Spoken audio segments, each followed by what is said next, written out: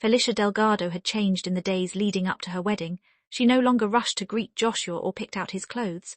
A flicker of unease crossed his mind. Trying to explain for once, he said, "Whit knows how busy you are, so she offered to try on the wedding dress." Felicia cut him off. "Why would I be upset? This dress is fine." After all, she wasn't going to be the bride. She was done with him always putting Whit first. 29 days left. "Then it'll all be over," she murmured. "Oh, you mean our wedding in a month?" Joshua quietly let out a breath of relief. But when the 30-day countdown ended, Joshua went looking for her like a madman. He spent a fortune just to see her standing between another man's legs. And then they kissed. Welcome to Daily Story Vids. Please like and subscribe to my channel for more exclusive stories handpicked by yours truly. Now back to the story. Chapter 1. Felicia Delgado was supposed to get her marriage license today with her childhood sweetheart, Joshua Crawford. She waited at City Hall all day, only to get stood up for the third time. Heartbroken, she went straight to the hospital. "Mr. Paul, I've decided to take the hospital's recommendation for overseas studies. Here's my application all filled out." Terence Paul, the department head, stared at her shocked. "It's a 6-year commitment and you'd leave in a month. I thought you were getting your marriage license today. You really thought this through? You sure you won't change your mind?" Felicia shook her head. "No, I won't." Not a second of hesitation. 4 years of dating, 3 times they'd planned to get that license. She'd given Joshua more than enough chances. From today on, she was done with him. Night fell. The front door opened. Instead of jumping up to greet Joshua like she usually did, Felicia stayed on the sofa watching him quiet-like. He flipped the light on and their eyes met. Then he spoke, no panic on his face at all, like he'd had an excuse ready the whole time. "Something urgent came up in the lab. I didn't mean to stand you up today. Here, a peace offering about the license. You can reschedule it whenever you want." He set a gift box on the table and headed to wash up. Felicia didn't open it. For years, Joshua always got her a little something after letting her down. She used to forgive him, no questions asked, cause she truly believed they had a future together. But not anymore. She knew he'd just lied to her. Nothing urgent had happened in the lab. The urgency was Whitney Osborne, his grad school junior who'd just come back from abroad. Knowing they were about to get their marriage license, Whitney had gotten drunk and had a heart attack. So he'd rushed off to be with the woman he really loved, and stood Felicia up for the 3rd time. After Joshua went into the bathroom, Felicia opened the video Whitney had sent her, face totally blank. 3 months ago, the day Whitney came back, she'd hit her up on WhatsApp. The video was shot in Joshua's on-campus apartment at the Research Institute. Wearing his shirt, Whitney sat on his lap while he spoon-fed her medicine. "Joshua, are you really gonna marry Felicia and just settle for her for the rest of your life?" Joshua didn't answer. He just blew on a spoonful of medicine real careful and brought it to her lips. "I already know the answer. You don't gotta say it. You only agreed to marry her to push me into common back. You never got over me. You wouldn't have stood her up 3 times if you had. I've always been the one you love, Joshua." Joshua stayed quiet, but his eyes were burning with this affection Felicia had never seen before. Then he set the medicine down and kissed Whitney hard, telling her with his body what he wouldn't say out loud. The video was cut off. Joshua walked out of the bathroom right then. He was texting someone on his phone, drying his hair with a towel on the other hand, heading for the study. "I'll sleep in the study tonight. I have a remote meeting. Go to bed early." He probably didn't notice how weird his smile was. The usually calm, quiet professor from the University of Southern Maine looked like some lovesick teen. Felicia watched him, not moving, not speaking. That side of him, it had never been hers. Early the next morning, Felicia grabbed a black marker and drew a thick X on her 1-month countdown planner. 29 more days, and it'll all be over, she muttered to herself. Right then, Joshua's footsteps sounded behind her. "What'll be over?" Chapter 2. I turned to look at him. His messy hair didn't take away from how handsome he was, deep features, sharp jaw, all that. But when his eyes landed on Whitney, they lit up with affection. When they swung over to me, nothing but coldness, like I was a stranger. I looked down and said flatly, "The life we got going on now." "Oh, you mean our wedding in a month?" Joshua thought he got it. According to our plan, we were supposed to get our license yesterday, then the wedding in 29 days. But what I really meant, I was leaving him for good. Joshua didn't even think twice about it. Right then his phone chimed, cutting through the quiet. I knew that ringtone. He glanced down at his screen. Whatever he saw made Miss grip on the prone tighten up. "The Institute, been crazy busy, so I'll let you handle the wedding plans. We've been together long enough, let's keep it low key. A few friends, nothing fancy. That way you won't wear yourself out." Joshua leaned in to hug me, but I pulled back real subtle, like it was nothing. "Okay," I said calmly. "Go do your work then." He nodded and headed to wash up. I capped the marker and went back to my room. A wedding? Yes, right, there wasn't gonna be one. He stood me up 3 times already. What's one more? Even if it meant leaving me waiting at the altar.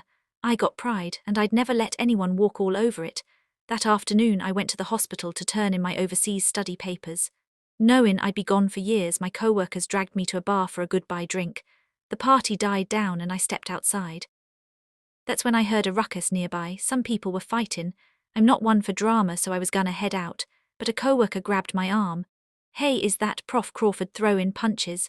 I stepped closer, frowned. Sure enough, it was him. I mumbled some excuse to ditch my co-workers, then walked over. Joshua had been pulled to the side. When he saw me, he covered the red, swollen corner of his mouth, all awkward. Nothing big, don't worry. But his friend blurted out. Some guy badmouthed his crush. He lost his cool. Of course, it was for Whitney again. I was used to it by now. Joshua looked uneasy. He grabbed my hand and started walking. It was just a joke. Ignore it. Let's go home. Okay, I nodded and hailed a cab. The ride back was dead quiet. Once we got home, I went to the bedroom to get iodine and cotton swabs. When I came out, I heard Joshua on the balcony, phone pressed to his ear. Why'd you bring up the whole crush thing in front of Felicia? You know that'd embarrass her. His friend's voice crackled through the phone. Come on, man, I'm your buddy. Whitney's the one you love. Everyone knows it. I said it for your own good. Marrying Felicia cause she's easy and goes with the flow. That's messed up. You really want to spend your whole life with someone you don't love. That's sad, dude. I waited forever for Joshua to argue, to say something, anything, but he just stayed quiet, so he thought that too, being with me was sad. How noble of him, suffering through it all this time. But it wouldn't be much longer. He'd be free soon enough. I set the iodine and cotton swabs on the coffee table and went back to the bedroom. Joshua slept in the study again that night. The next day I got a call from the bridal shop. Ms. Delgado, the wedding dress you ordered last month's here. Are you free to come in for a fitting today? I was gonna make up an excuse to cancel when I heard Joshua's voice in the background. What was he doing there? Wasn't he supposed to be swamped at the lab? Sure, I'll be right there. I headed to the bridal shop. And there he was, Joshua in a crisp white groom's suit, grinning like a fool. Next to him, Whitney wearing my wedding dress. Joshua looked shocked for a split second when he saw me, but he recovered fast, his face smooth as he explained, It's Wednesday. I know you're swamped with surgeries every Wednesday, so I didn't want to bug you. Whit's got a similar figure to yours, she tried it on for you. Looks good, right? You can just slip it on the big day. I stared into his eyes for a long minute, then I smiled. Sure, it suits her. You two make a real nice couple. For some reason, I saw a flash of panic cross Joshua's face. Chapter 3, it didn't add up. Felicia was just like always, smiling at him, gentle, trusting him, putting up with his crap. He hurried over to her. Then for once he actually tried to explain. I saw the bridal shop's message after my meeting today. Whit knows how swamped you are, so she offered to help out. Whitney chipped in, her face looking a little pale. Felly, I was just doing Joshua a favor. Please don't be mad. Felicia kept smiling. You said it yourself, it was just a favor. Why would I be mad? Whitney's face stiffened up real obvious. Joshua's eyes were glued to Felicia. Seeing her smile, he let out a secret sigh of relief. Now that you're here, why don't you try the dress on? Whit, grab it. Felicia cut him off, her voice still soft as ever. No need, this one's fine. She wasn't gonna be the bride anyway. After paying for the dress, Joshua drove Felicia home. In the passenger seat, she stared out the window. The car was dead quiet. Joshua glanced at her every now and then. They were both always swamped, hardly any time off all year. On the rare occasions they had together, she'd just sit quiet by his side, smiling that gentle smile. He felt so at ease with her. But today, even though she looked the same, something in his gut told him she'd changed. He just couldn't put his finger on what. Feeling weird, he tried to make small talk once they got home. He glanced at the countdown planner on the wall. Her neat handwriting listed today's plans. Wedding dress fitting, book wedding flowers and cars, buy sparklers for the reception, candlelit dinner date with my soon-to-be husband. He gave her cheek a light pinch. Hey, didn't I tell you, I'm busy. Besides, I don't want you wearing yourself out. Let's keep the wedding simple. Felicia pulled away from him and crossed out, candlelit dinner date with my soon-to-be husband. You're always so thoughtful, whatever you say. The next morning, Felicia woke up to find Joshua still home, super rare.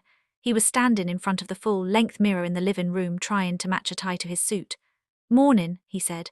Don't bother cooking tonight. I'll swing by and pick you up, we're eating out. She was a little shocked. They'd been together for years and he'd never once offered to take her out to eat. Back in the day she would have been over the moon, giddy, not knowing what to do with herself. But things were different now, she just didn't care anymore. But his tone made it clear it wasn't a question, it was a done deal. As dusk hit, sure enough, he came to pick her up. They pulled up to the city's fanciest rooftop hotel. The second Felicia saw Whitney make her big entrance, the last little bit of surprise inside her faded away quiet. One of their friends stepped up whistling low. Damn Joshua, 80 grand for Whitney's birthday party and you didn't even flinch, that's generous as hell. Felicia glanced around. The banquet hall was decked out, even the carpet was fancy flannel. Yeah, every penny was splashed out good. But when she was planning their wedding, Joshua had bitched about 8 grand. Maybe he thought the same thing. He turned to her, voice low, trying to explain.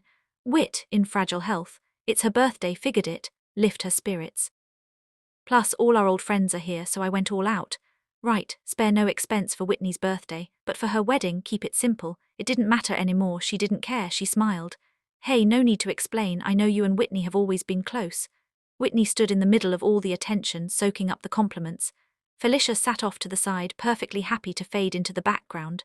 When the party got lively, someone suggested a game. A simple card game. Whoever lost had to take a punishment, either chug a strong shot or do some fun challenge the group came up with. After a few rounds, Joshua lost. The others exchanged looks and giggled, the room was buzzing. Finally, now you're ours, we'll go easy on you, just a 3-minute super romantic confession to the woman you love. Can't wait to see you drop that reserved act. Everyone's eyes turned to Felicia like it was a given. But Joshua grabbed the shot and chugged it down in one go. Everyone was stunned except Felicia and Whitney. Someone laughed awkwardly, trying to smooth things over. Joshua, you really live up to the hype, the super reserved professor, even keeping your girl at arm's length. Felicia said nothing. It wasn't about being reserved. It was just that she wasn't the one he wanted to confess to. Chapter 4. The game kept going, but the vibe was weirdly awkward, like no one knew what to say. Then Whitney lost. The mood perked right back up. Someone teased, double shot for the birthday girl. Whitney reached for a shot glass, but Joshua grabbed her wrist and took it away. You forget your weak heart, stick to juice. Then he chugged it down himself. Joshua, you haven't changed a bit, still so damn protective of Whitney.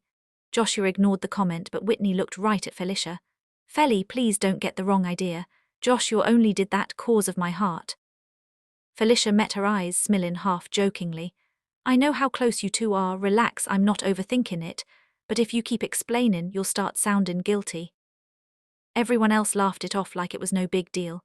Only the smile in Whitney's eyes turned cold. After the party, Joshua was pretty wasted, passed out in the back seat. Felicia got him home. A cold breeze slipped through the window, keeping her head clear. Joshua's thing for Whitney was out in the open now. The difference between Bane, the one he loved, and the one he did, it couldn't have been more obvious. She counted down the days till she left. And suddenly time felt like it was dragging on forever. The good part, after that night Joshua got swamped with work again, hardly ever came home. Felicia didn't mind, she actually liked it. She took her time packing, gathering up every single thing that was hers. The couple figurines they'd bought together now covered in dust on the shelf, the empty photo frame, the matching couple T-shirt Joshua never even wore once, the couple phone case he never used. She threw it all into a big bag. Then she tossed the bag out. Soon the place felt way emptier. A few days later Joshua came home. Noticing how spacious the apartment felt, he frowned. Where all the stuff go? Felicia brushed it off, tone flat. Getting rid of old junk, make room for new stuff. He nodded, totally clueless that everything gone was hers. He hurried into the bedroom to pack. Got a business trip coming up, I'll be gone for a while. This time, Felicia didn't follow him in to help. Back in the day, she would have been right behind him, asking where he was going, checking the weather there, packing the right clothes. Total picture of Bane, thoughtful. He used to stay up late with his students, which messed up his stomach, so she always slipped a box of antacids into his suitcase. Power bank, headphones, his usual watch, she never forgot a thing. But now, she couldn't be bothered. Besides, was it even a real business trip? She doubted it. And maybe he didn't want her help anyway. She walked over to the wall and slowly tore down the countdown planner, the one covered in her careful marks. When Joshua came out with his suitcase, he caught her staring at the number 10, crossed out with a bold red X. He paused, his voice softening. I'll be back in 10 days, just in time for the wedding. Felicia didn't answer. She kept crossing off days 9, 8. Then she looked up at him, flat as can be. The wedding's in a week. He cleared his throat, awkward. I'll be back as soon as I can, she said, okay. But her voice was so quiet, the sound of the door closing behind him swallowed it up completely. She didn't even care anymore if he made it back. There wasn't gonna be a wedding anyway. In her last week before leaving abroad, Felicia had extra time. She did all the things she'd always wanted to do, the stuff Joshua never once did with her. She hiked a mountain alone, rode a Ferris wheel alone, went bungee jumping alone. And finally she went to that concert she'd been dying to see. The concert was electric, this loud, thumping sea of lights and music. Around her the crowd screamed. She dropped her usual gentle, sweet act and screamed right along with Em. Then came the couple cam part. Couples hugging and kissing flashed on the big screen. Watching Em, Felicia couldn't help but smile. Then another couple's faces popped up. The smile froze right on Felicia's lips. The guy on screen kissing the woman in his arms with zero doubt pure passion. It was her soon-to-be husband, Joshua. And in the next second, like someone planned it, the big screen cut dramatically to Felicia. Chapter 5. In that split second before the camera moved on, Felicia caught a glimpse of Joshua's panicked face. How cliché. She smiled and waved, making it clear she was alone. Then the camera shifted away. After the concert, she found Joshua and Whitney waiting for her at the exit. Whitney walked over first. "Felly, please don't be mad at Joshua. You know how couple cam works. He only kissed me 'cause he didn't wanna make me feel awkward." Joshua chipped in, a little stiff. "I just got back from my trip. Whit got stood up and I was worried about her heart, so I came with her." He paused, then turned to Felicia. "What are you doing here? I thought you said concerts were boring." But that's not what Felicia had said at all. She said going to concerts alone was boring. 'Cause she wanted him to come with her, but Whitney was always the only one he cared about. Of course he wouldn't remember. Soon enough, nothing about her would matter to him anymore. Felicia brushed it off with a quick lie. "A coworker gave me her ticket. She had something come up last minute." It was a lousy lie, but Joshua didn't ask any questions. Maybe out of guilt he called a cab to take Whitney home, then he turned to Felicia. "Let's go." "No, you go with her." She waved him off. Being the considerate one like always, she even handed him an excuse. "Whitney's health isn't great and it's late, she shouldn't go back alone. I'm used to heading home by myself anyway." He hesitated, then no surprise he nodded. "All right, be safe." She nodded, got into her cab and didn't look back. Predictably, Joshua didn't come home that night. Unlike before, she didn't call or text him. She washed up and was about to go to bed. Then her phone buzzed with a text from Joshua. He needed her to send him a file from his study computer. She didn't think twice, turned on the computer and opened the folder he told her to.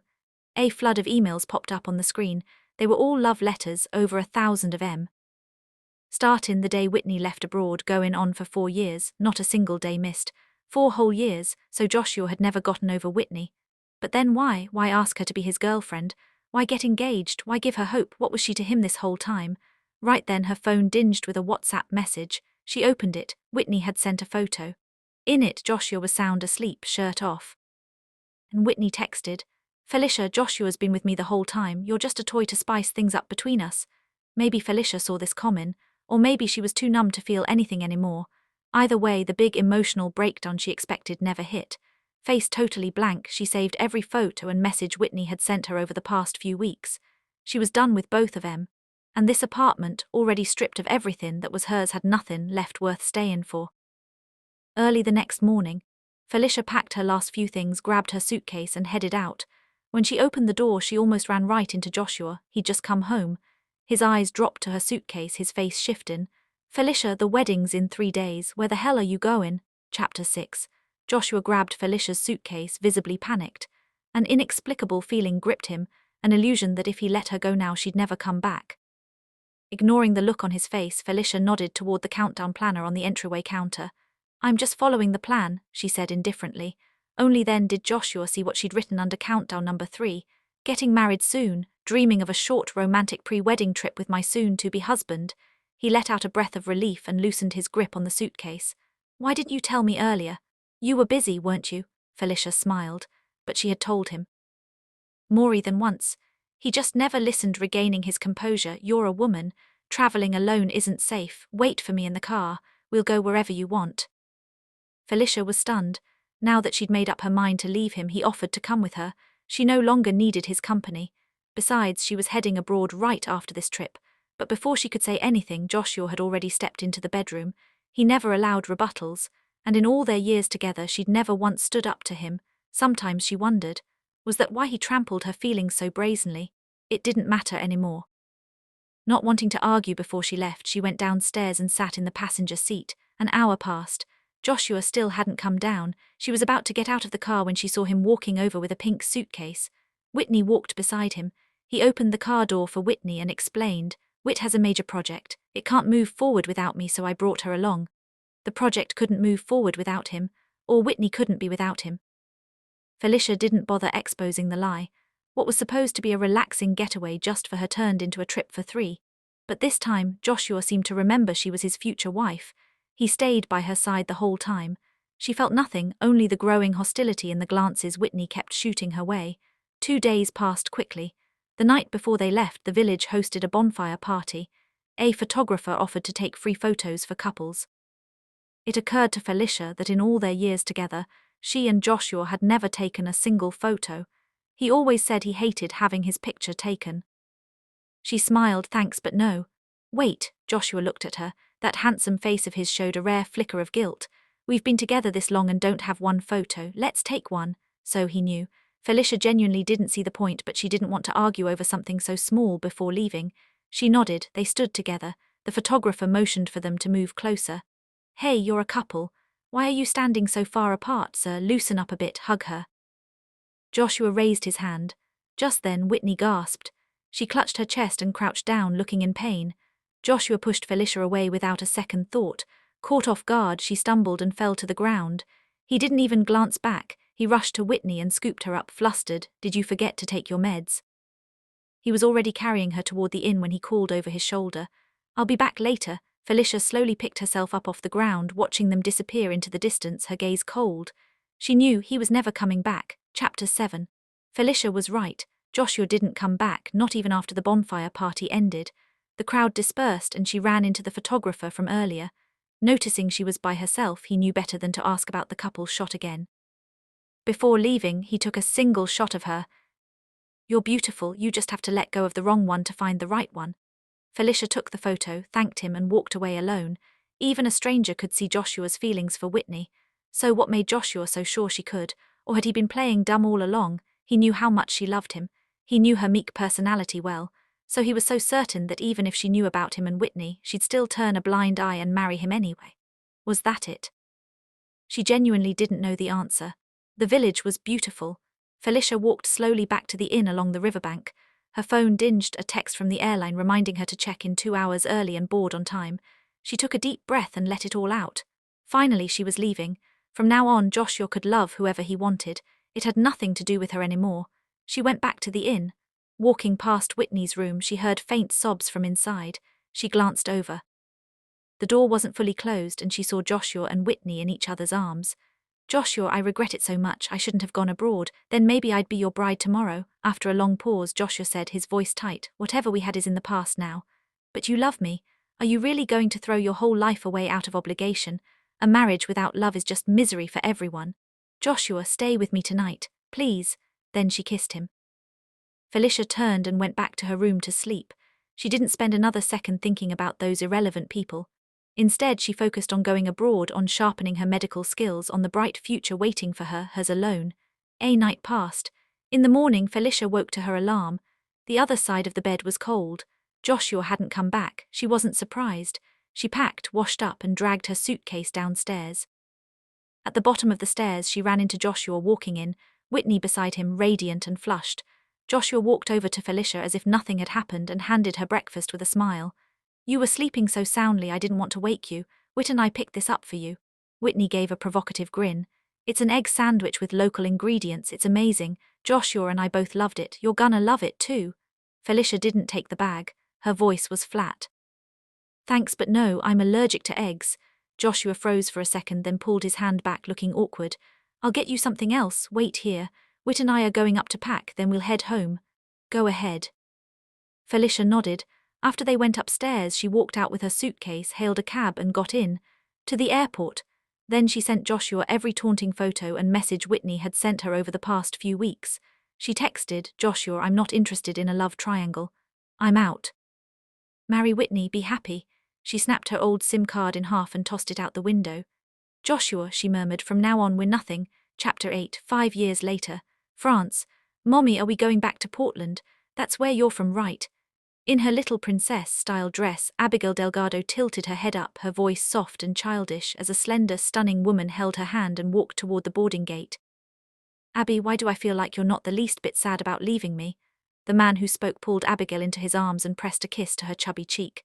Daddy, you're so clingy to Mommy. I know you'll come see her in like 2 days. I'm not gonna miss you. Abigail snorted and reached out for her mother, demanding a hug.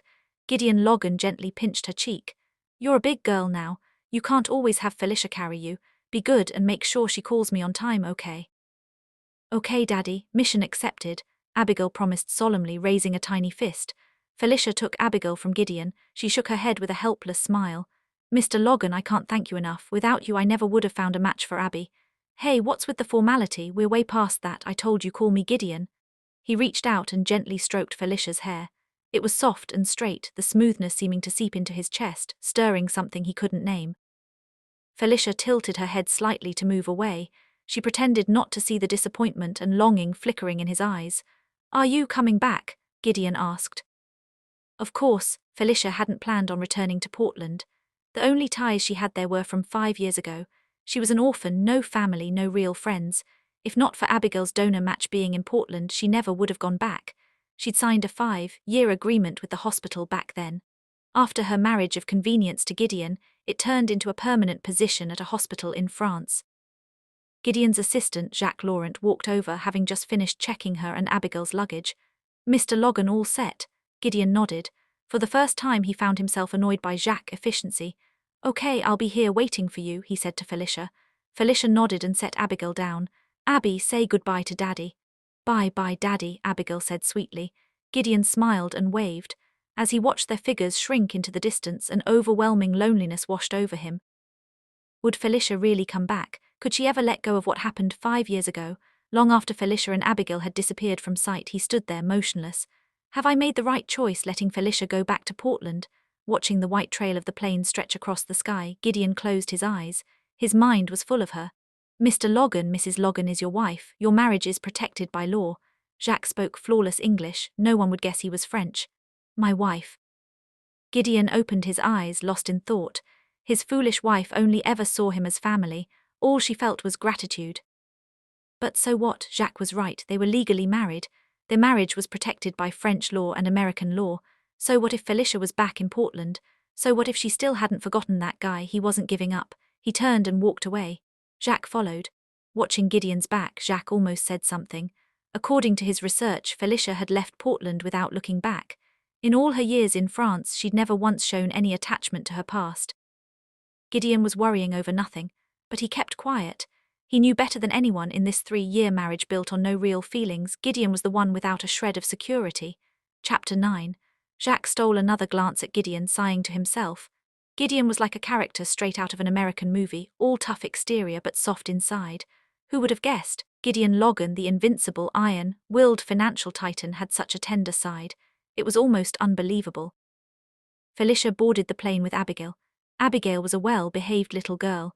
After takeoff, she felt a bit uncomfortable and squirmed for a while, but then quickly fell asleep. Felicia tucked the blanket around her and smoothed it down. As she watched Abigail's chubby little face, her mind drifted back 5 years, to the first day she'd met Abigail. Back then, Abigail was just an infant wrapped in a blanket. Felicia had just arrived in France, working as an intern in the surgical ward. Most people she met were kind, but not all of them. Unfortunately, her direct supervisor at the time, Jennifer Burnett, was one of the few who weren't. After Felicia finished 2 surgeries, Jennifer told her to come back and cover the night shift at the hospital. Jennifer knew it was New Year's Eve back home. She was determined to make Felicia's life difficult. Felicia wasn't happy about it, but she nodded and said, okay. After all, she was alone in a foreign country. Going back to her apartment would just mean sitting in silence. A shift was fine, and honestly, the overtime pay in France was hard to beat. She grabbed a quick meal at her rental, then trudged through the squeaking snow toward the hospital. France had been hit with heavy snowfalls for days. It felt like winter would never end. Felicia walked, glancing at the houses along the way. Some had twinkling lights in the windows, surrounding banners that read, Happy New Year. A person happened to walk out of one of the houses. Seeing her, he wished her a Happy New Year in French. She smiled and replied, Happy New Year. The guy's face lit up with excitement. If it weren't for the shift, she might have ended up celebrating New Year's Eve in a stranger's home. The first time she saw Abigail was by the roadside. Yes, by the roadside. To be more precise, in a world buried in falling snow with no one in sight but the 2 of them, she saw Abigail on a bench by the road. What looked like a quiet, motionless bundle suddenly let out a baby's sob as she walked past. Her cries were just like her, quiet and soft. Felicia gathered her courage and held the infant in her arms. The baby's face was scrunched up and there were still traces of vernix on her skin, clearly only hours old. She looked around and saw no one, but she couldn't bring herself to walk away, leaving the infant alone. So she called the police and took the baby to the hospital. The police took forever to show up. By the time they arrived, Felicia had already cleaned the baby and finished running all the tests. "Are you sure this isn't your kid?" Felicia was stunned by the question. After a few seconds of silence, she told them the whole story and said they could check the security footage if they didn't believe her. But clearly they couldn't be bothered. Instead, they advised her to stay out of it to deal with the baby herself. They almost said the words, "get rid of it," out loud. With major violent crimes on their plates, this felt like a waste of their time. Felicia grabbed one of them as they turned to leave. She asked anxiously, "What about the baby? Can't you track down the parents?" The cop looked annoyed but forced himself to respond. "It was dumped right after birth. That means the parents are either criminals or underage. And if they dumped it once, what makes you think they won't do it again if you send it back?" Felicia was stunned. Chapter 10. Since Felicia stopped pressing, the police officer's tone softened. "If you really want to do something, go find a local social welfare agency. Or you can drop the baby off at an orphanage." He paused, then added, "Actually, you could adopt her if you want. As a doctor, you should know local orphanages are packed with kids of addicts and inmates. Besides, who's to say an orphanage is the better choice?" He had a point. An orphanage. Felicia had grown up in one. She of all people knew how carefully she'd had to tread. She'd been adopted and sent back more than once. She'd grown up walking on eggshells with zero sense of security, and that was in America. Now she was in France, another country, another system. She was an adult and still her supervisor targeted her. What about the baby? Abandoned by her own parents, she'd have to fight her way through an orphanage, hard enough on its own. And if someone with ulterior motives adopted her, Felicia couldn't bear to think about it. She stared at the infant, who widened her eyes and looked back at her quietly. Something in her chest softened. "What do I need to do to adopt her?" she asked. Felicia already knew from the tests that Abigail had a blood disorder, but she asked about the adoption process anyway. Adoption required proof of stable income and long-term residency in France. Felicia had neither. So she temporarily placed the baby in an orphanage and visited every day after work. She named her Abigail, Abigail Delgado. Then she started working overtime endlessly to save up. The more she saved, the closer she got to adopting Abigail. Then everything changed the day Felicia got caught in a shooting. Robberies, drug busts, shootings, they happened here in France.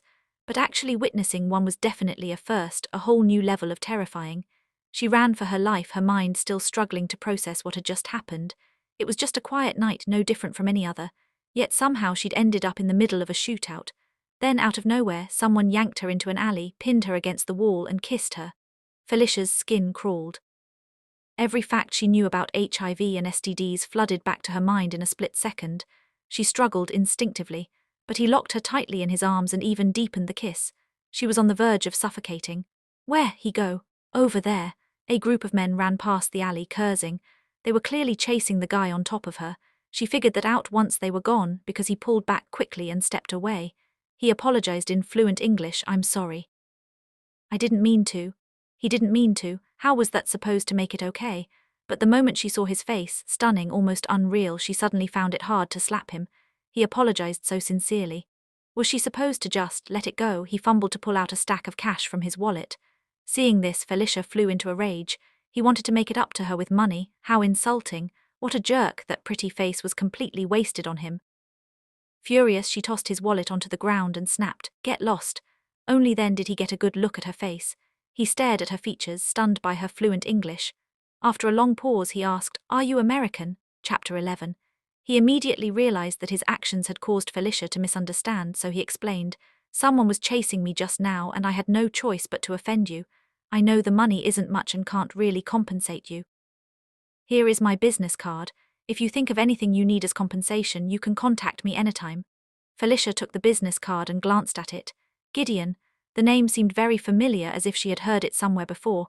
Before she could think further, she felt something sticky on the card. Felicia turned the card over and, seeing the thick red substance, her pupils suddenly contracted. Blood, it was blood.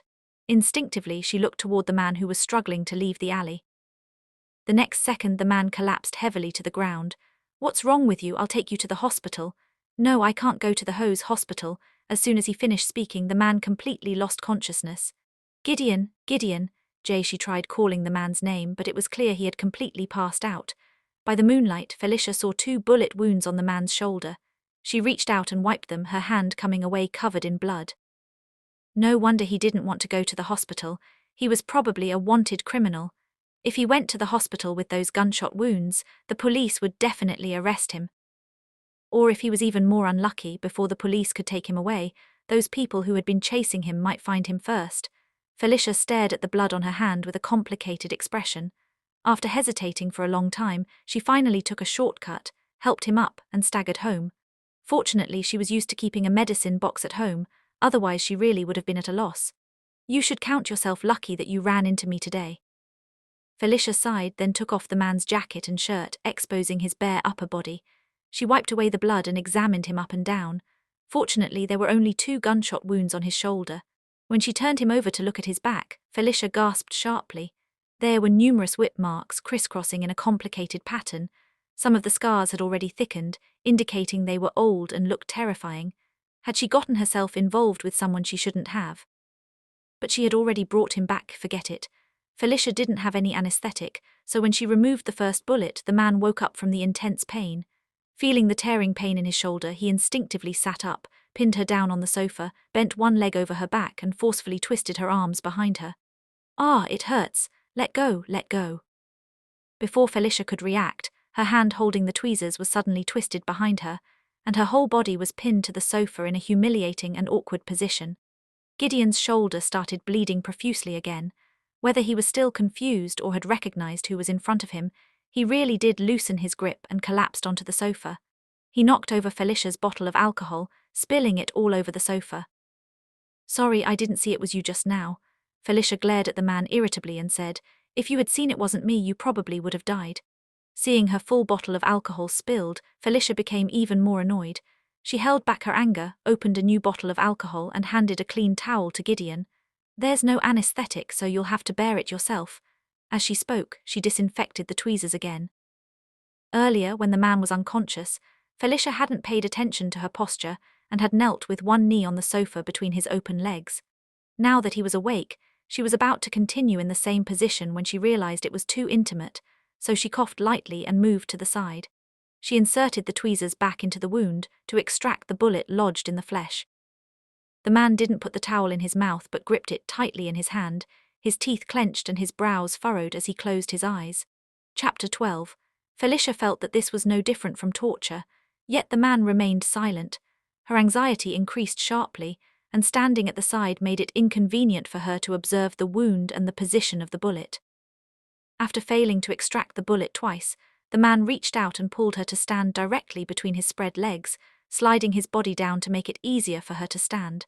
Felicia only needed to bend over to see the entire wound clearly. However, the posture became even more bizarre, but the situation was dire. Gideon had been bleeding for an unknown amount of time, his lips as pale as the white paint scraped on the wall. Felicia had no mood to worry about propriety between men and women. She quickly extracted the bullet and stopped the bleeding in one swift motion. Gideon stared intensely at the woman above him, and strangely, even the pain seemed to lessen. Perhaps from nervousness or fear, beads of sweat appeared on the woman's forehead, trickling down her smooth, fair cheeks. Under the incandescent light, a unique sensuality emerged, and the allure almost made Gideon's heart skip a beat. He had never felt this way before. Perhaps noticing his less than polite gaze, or maybe to avenge his earlier kiss, the woman suddenly poured the entire bottle of alcohol onto his wound. Hiss! Gideon snapped back to reality, unable to look away from the teasing and cunning in the woman's eyes. After her revenge, Felicia wrapped the man's wound with gauze, straightened up after patting her hands and said, All right, the wound must not touch water for 2 weeks. You saved me twice. While watching the woman clean up the bloodied instruments and gauze, Gideon had already scanned Felicia and the entire house. Her skillful handling of the wound suggested she was either a nurse or a doctor. The cheap rental apartment made it more likely she was a nurse or a newly arrived intern doctor. There were no male items in the room, so she was single, American, and looked about 28 years old. If Felicia had known Gideon guessed her age several years younger, she would have been so delighted that she would not have used alcohol to deliberately retaliate against him. But for now, She still felt somewhat dissatisfied. No need to thank me, but if you insist, she thought he could give her a card or something. Then she remembered that they were in France, which was different from her home country. Felicia became dispirited and said, "Forget it, no need to thank me. Are you American too?" "Sort of." Actually, he was not. Only his grandfather was American, his father was mixed race, and his mother was French. Due to genetic inheritance, he ended up looking more like an American. In reality, he was not even considered American, but perhaps wanting to seem closer to her, he said, "Sort of." Felicia was just being polite and had no intention of asking further. She simply nodded slightly and said, "Then you," she wanted to ask when he would leave. Instead, he spoke first. "How should I address you?" Felicia replied formally, "Felicia Delgado." "That's a beautiful name. You're not bad either. By the way, your name sounds familiar, but I can't quite recall it right now." As Felicia spoke, she forgot to ask when he would leave. Later, seeing the man's limited mobility, she felt even more embarrassed to ask, "Do you eat clam chowder?" She had almost assumed he was a mixed-race American. Seeing him nod, Felicia went to prepare clam chowder. Actually, when she first arrived in France, she had made seafood chowder. Chapter 13. But the flavors did blend well, so it wasn't very tasty. She ended up throwing it all away. Later, she turned her attention to clam chowder, and she'd managed to get it very close to the taste of home. Felicia suddenly remembered that she had originally learned to make this noodle dish just so she could cook it for Joshua. She could not help but shake her head with a mocking smile. Gideon, however, seemed to see right through her and asked, "Are you thinking about someone else?" Felicia was taken aback and suddenly realized that ever since she had arrived in France, she had not thought about the name Joshua for a long time. Joshua had never tasted these noodles, and now it was a stranger who got to try her cooking first. "Yes." Felicia did not want to say more to him, so she simply nodded. It was not as if she could not let go. She just felt that life was unpredictable. She served herself a bowl as well, completely unaware of the fleeting darkness that flashed through the man's eyes. In fact, Gideon did not really care about the inexplicable sense of annoyance he felt. He had never thought he would fall in love with someone at first sight, especially not with a stranger he knew nothing about on the street. So this strange feeling seemed completely unreasonable to him, but he could not deny that Felicia was attractive and very charming. If they started getting to know each other from now on, he actually did not mind. After all, the conservative members of his family were always urging him to start a family. "Do you remember the numbers of your family or friends? You can use my phone." After the meal, when the atmosphere became truly awkward, Felicia mustered her courage to start ushering him out. Gideon raised his eyebrows slightly. Was she trying to send him away? Felicia carefully chose her words, thinking that this was something Americans lacked compared to the French.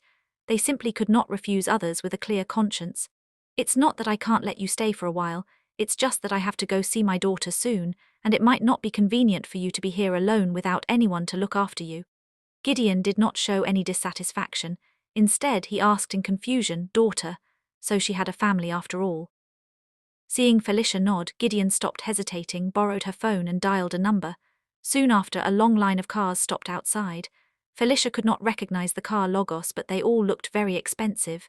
Gideon thanked her politely and distantly, saying, "I just put a new business card in for you. If you ever need anything, feel free to contact me." Felicia nodded, but she felt she would not need it. Except for being forced against the wall and kissed, any doctor would help an injured person. The patient's well-being always came first. Still, no matter how she thought about it, she felt as if she had gotten the short end of the stick. Oh well, the man was quite handsome anyway. If she lost out a little, so be it. Gideon stared out the window with a blank expression. But in his mind, he suddenly recalled the sweet taste that burst in his mouth when he pressed the woman against the wall and kissed her passionately. And the inexplicably sexy beads of sweat when she removed the bullet for him.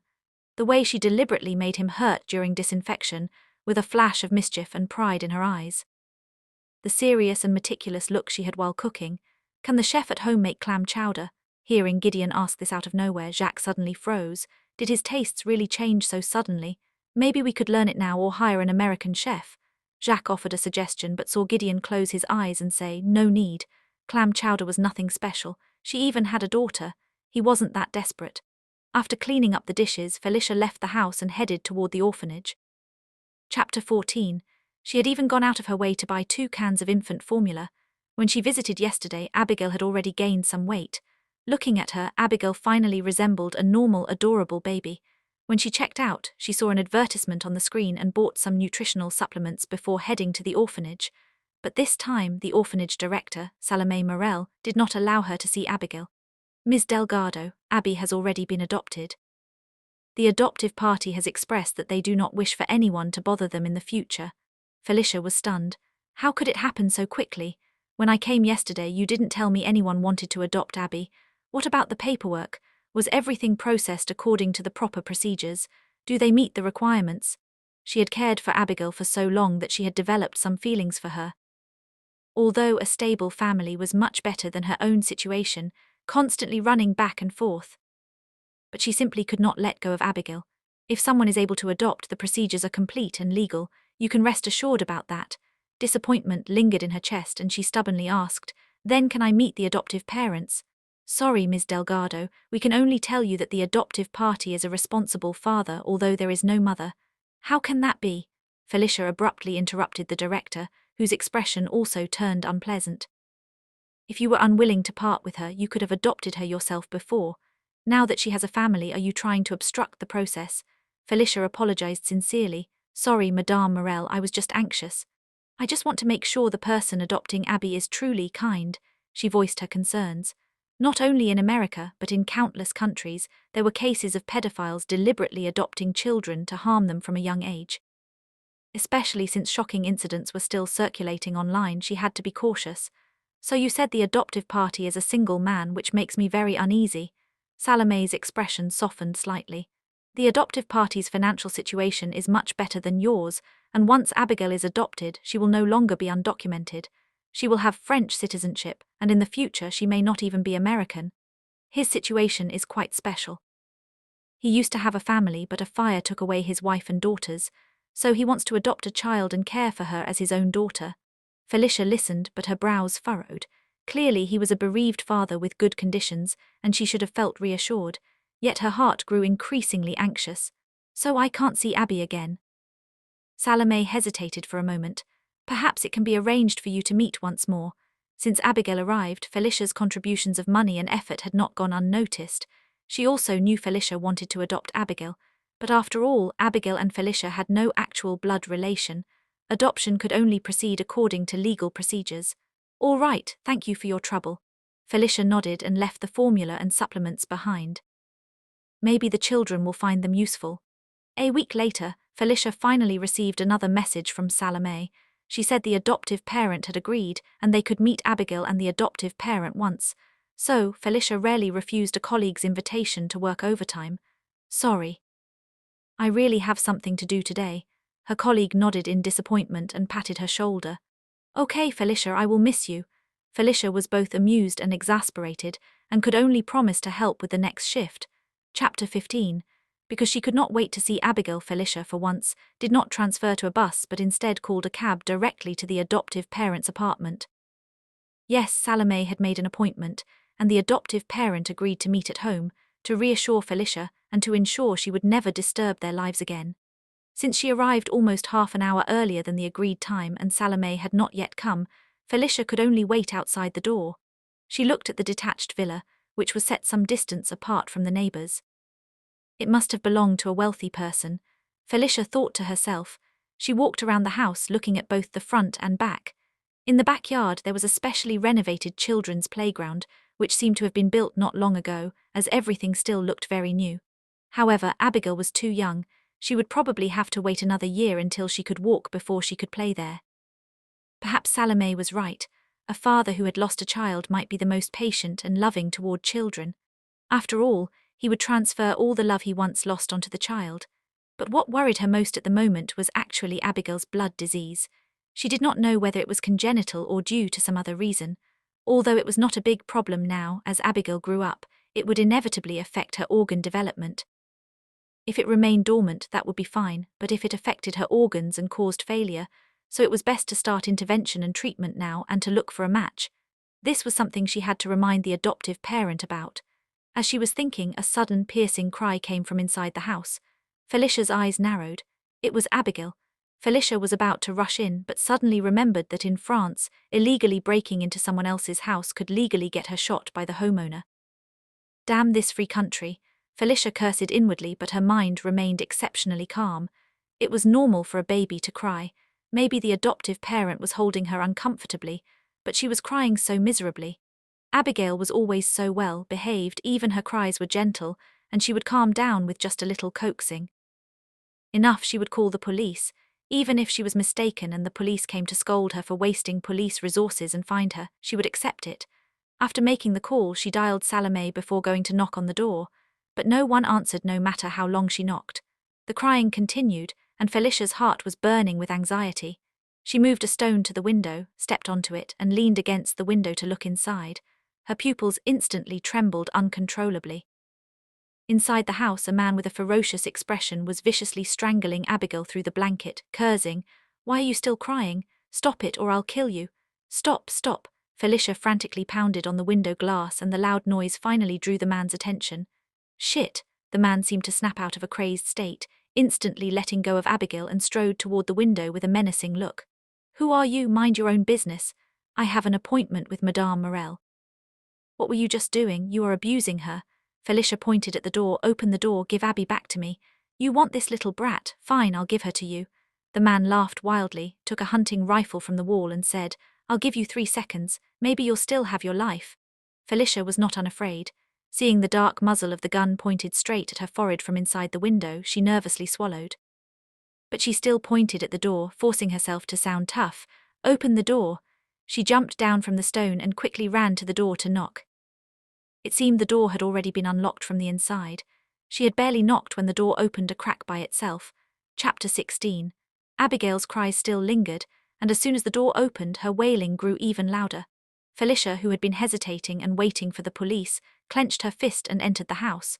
Felicia quickly found the room where Abigail was, but strangely, the man who had confronted her at the window just moments ago was nowhere to be seen. The shotgun was gone as well. It was impossible that he had been scared off by just a few words while holding a gun, but there was no time to think about that. She rushed to the bedside and scooped Abigail into her arms. Perhaps sensing her presence, Abigail quickly stopped crying and looked up at her with wide, innocent eyes. In that instant, Felicia's heart ached with sorrow. "You really dared to come in, you bitch." The man appeared suddenly and silently at the doorway, blocking the only exit with his shotgun. "If you want to take the little brat, why don't you both go meet God together?" The dark muzzle of the gun was once again aimed at Felicia. She shielded Abigail in her arms, deliberately trying to buy time. "If Madame Morel comes and can't find me, she will definitely call the police." "So what? You trespassed on private property, the surveillance cameras caught everything. If I shoot you, I'm innocent." The man clicked the safety on the shotgun. The sound of reloading seemed to echo 1,000 times louder in Felicia's ears, and she even held her breath. Felicia watched the man's movements closely, and as he pulled the trigger, she quickly crouched down with Abigail in her arms and squeezed her eyes shut. Life or death, it all came down to this single moment. Bang! A gunshot rang out. Felicia seemed to feel the pain of a bullet piercing her body and shuddered violently, but the pain vanished. "Hands up! Put the gun down." At the very moment the shot was fired, uniformed police officers kicked the door open with force and in the blink of an eye pinned the man to the ground. Felicia stared at a black hole in the ceiling, filled with lingering fear. She held Abigail tightly in her arms, who had been frightened by the gunshot, and started crying uncontrollably again. Salome also rushed in, her voice urgent and panicked. "Luckily there were police nearby when you called me, and I kept the call connected all the way here." "You were so reckless, going into the room alone. Were you trying to get yourself killed?" As a doctor, she knew better than anyone how fragile and precious life was, and she cherished her own life dearly. But she could not just leave Abigail to her fate, with a madman like that who knew what he might do in the next second. Seeing the man pinned down, Salome was filled with regret as well. All his paperwork was in order, but I never imagined he was this kind of person. "Thank goodness for you, Felicia. Otherwise, Abby would have fallen into the hands of a criminal." Once everything had settled, Abigail was taken to the hospital for examination. Aside from a bruise on her forehead, her body was also covered in red and purple marks from being pinched. It looked truly shocking. Later, through Salome, Felicia also learned that the police had discovered the great fire in the man's family years ago was not an accident, but arson. The man had abused his own daughter for years. When the mother found out and failed to stop him, the evil continued for several more years, until the mother could no longer endure it and set the house on fire, killing herself and her daughters inside. It was also confirmed that the man was a pedophile. Fortunately, the examination found no evidence that Abigail had been harmed in that way. The man's confession confirmed this as well. He had planned to wait until Abigail was older before acting, but her constant crying drove him into a frenzy. He only had time to abuse her, and before he could do worse, Felicia arrived and stopped him. The man was sentenced to 50 years in prison, and after Abigail recovered in the hospital, she was sent back to the orphanage. Chapter 17. Salome held her hand very seriously. Felicia, if you hadn't adopted Abby in time, maybe she would still have been adopted by someone else. But this time, I will definitely screen and verify the identity of the adopter. I won't let Abby get hurt again. No, one such disaster was more than enough. Felicia shook her head. I will adopt Abby, but she didn't meet any of the requirements. This matter weighed on Felicia's mind every day. After work, she would head straight to the welfare home. And only when she saw Abigail could she feel at ease. One day, just back from the welfare home, Felicia absent-mindedly tidied up her room. She randomly turned the television to a channel to fill the silence. Gideon, I heard you are not American. Why do you always use your American name outside? My grandfather was American. The man spoke concisely, so the host continued to the next topic, steering the conversation toward the man's career, wealth, and charitable activities. Felicia glanced at the screen unintentionally, and her body froze as she wiped the table. Gideon, it turned out that the man she had rescued was him. No wonder he looked so familiar. A regular on the financial channel, Gideon, famous on Wall Street. Charity, that's right, Charity, he must have a way. Felicia rummaged through her drawers and finally found that business card, then dialed the number. She called 3 times but no one answered, until the 4th call. A deep, magnetic male voice finally sounded from the receiver. Hello. Hello, this is Felicia. There was a moment of silence on the other end, as if he was searching in his mind for who she was. I remember. Have you decided what kind of reward you want? The man's voice was cool and calm. The sound of paper being torn came through the phone, followed by the smooth glide of a pen on paper as if he was writing something. Felicia knew he couldn't see her expression, but she still felt embarrassed, and her speech became hesitant. I need help with something. It's not about using gratitude as leverage. I just saw that you have been involved in welfare and charity for years, and thought you might be able to help. If not, that's okay. Gideon signed his name on the check, paused at the amount. You want? Before he could finish asking how much she needed, the woman covered his voice. I want to adopt an American girl, but I don't have enough money nor citizenship. Do you have a way? Gideon's brows furrowed. I remember you said you had a daughter. Felicia felt a bit embarrassed. She hadn't expected that adopting Abigail would be so difficult. Otherwise, Abigail would have already been her daughter. After a while, Felicia's awkward voice came through the receiver. I was talking about her, but at the time I didn't realize adoption would be so hard. Gideon didn't know what he was feeling at that moment. He just felt an inexplicable sense of ease in his chest. So he said, All right, I can go take a look. Thank you so much. Felicia's voice rose with excitement. Hearing the excitement in her voice, Gideon's lips unconsciously curled up. After hanging up, Jacques walked in with a contract. Gideon, what are you so happy about? He glanced at the half-written check. Could it be that Gideon already knew they had acquired the desired property? But the contract was still in his hands. Gideon's information was really up to date. We'll talk about the Times Square acquisition tomorrow. For now, come out with me. Chapter 18. Felicia heard a knock at the door and was startled when she saw it was Gideon. She had just finished tidying up the house and taking a shower, and yet he had already arrived. She had thought it would be a few days before she heard from him. Please come in. Gideon did not refuse and began to look around the room as soon as he entered. It seemed that she was still living alone during this period. Felicia poured him some water and started to briefly explain Abigail's situation. Gideon understood easily. So you found a baby and sent her to the orphanage, but the adopter turned out to be a pedophile, and now you want to adopt the child yourself. Felicia nodded. That was exactly the case. Then let's go to the orphanage and ask about the situation. Felicia replied okay, and got into the luxury car parked at the door by the man. They rode in silence, and Felicia felt the atmosphere was a bit awkward, so she tried to make conversation by pointing to the man's chest. Is your injury better? Thanks to you, it's already healed. Only when he thought of her did the wound inexplicably itch. Perhaps it was scabbing over. However, the new American chef's clam chowder was truly terrible. The luxury car stopped at the orphanage entrance, and Salome looked at Felicia in surprise. After understanding their purpose, Salome repeated the adoption requirements to the two. Ms. Delgado has been saving money, trying to prove to the government that she is capable enough to adopt Abigail, but obviously she is still just an intern doctor. Even if she keeps working overtime for double pay, she is still far from reaching the requirement. So, I still lean toward Felicia obtaining French citizenship. Not to mention Felicia had no intention of getting citizenship. Even if she did, citizenship was not something one could get just because they wanted it. Perhaps seeing her concern, Salome said, "Actually, with your beauty, marrying a Frenchman is very easy. You could use this to your advantage." Felicia was troubled. After leaving Joshua, she had lost interest in romance and marriage. How could she in such a short time find someone suitable and with feelings in a foreign country, and also have him agree to adopt a child? Jacques suggested from the side. A fake marriage? Felicia's eyes widened slightly, but fortunately Salome did not hear them. It's really hard for me to find someone suitable right now. Maybe I could look for a gay person willing to do a marriage of convenience on social media, and after adopting Abby I could get divorced. Having thought of a solution, Felicia felt a bit relieved. Although France was not as traditional as America and coming out still required a marriage of convenience to appease the family, she could probably find someone. "Sorry to trouble you to come all this way." She had not expected Gideon to be of much help. Instead, she felt he had made the trip for nothing. "Perhaps I could be that suitable person." Felicia had not reacted yet when Jacques' eyes widened. What? Gideon wanted to marry Ms. Delgado. Just to help adopt a child. This was clearly just a matter of him saying a word and signing a document.